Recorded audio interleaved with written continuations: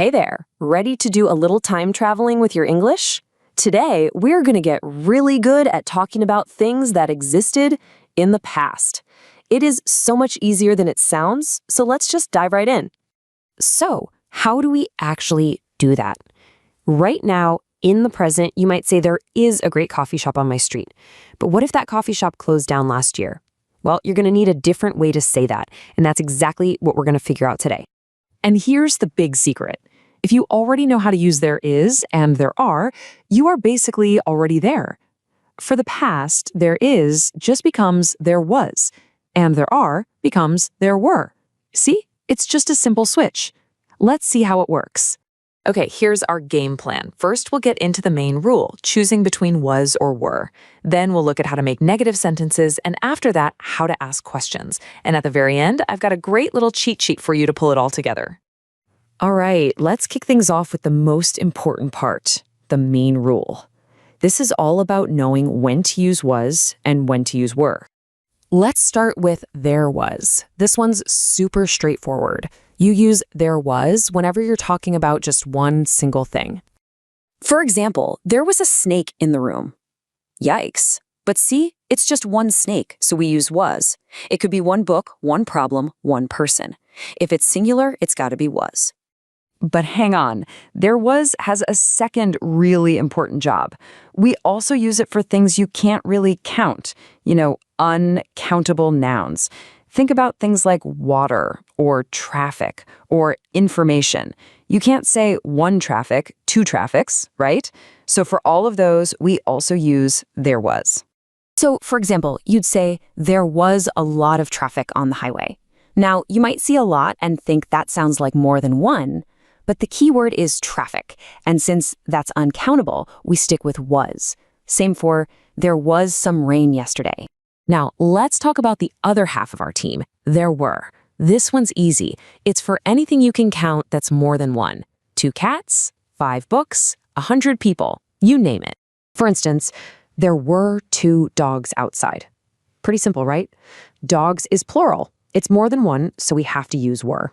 It works for anything plural you can think of. Let's look at this side by side. It really makes it clear. For one egg, we say, there was an egg. But as soon as we have 2, it changes. There were 2 eggs. So the only thing you have to ask yourself is my noun one thing or uncountable? Use was. Is it more than one? Then you're going to use were. That's it. Okay, awesome. So now we can talk about what did exist. But what about all the things that didn't? Let's get into making some negative sentences. And you know what? Making a negative is incredibly easy. You just add the word not right after was. So there was turns into there was not. But, when we're talking, we almost always squeeze that together into the contraction, wasn't. For example, there wasn't any money in my purse yesterday. It's fast, it's clear, and it's definitely how you'll hear people talking in real life. And guess what? It's the exact same deal for there were. You just add not to get there were not, and you shorten that to the super common contraction, weren't.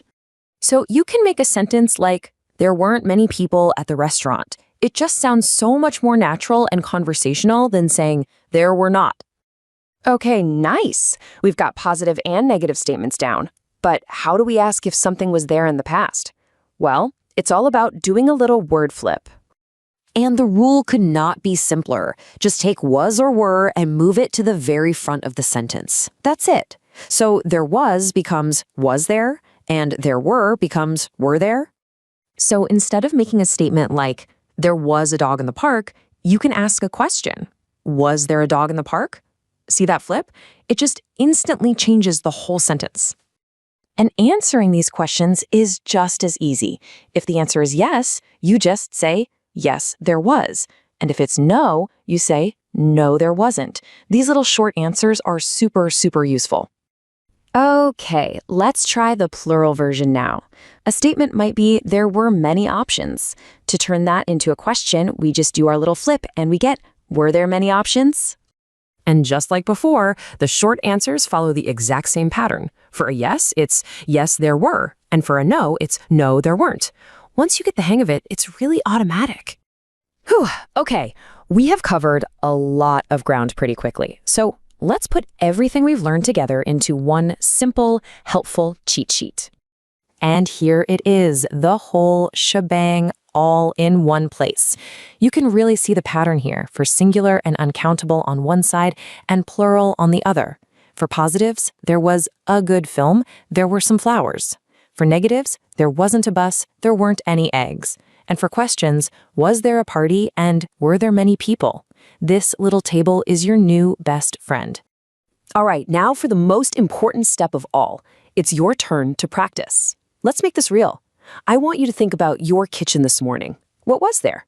Was there milk in the fridge? Were there any bananas on the counter? Go on, try to make a couple of sentences for yourself. Thanks so much for joining me today.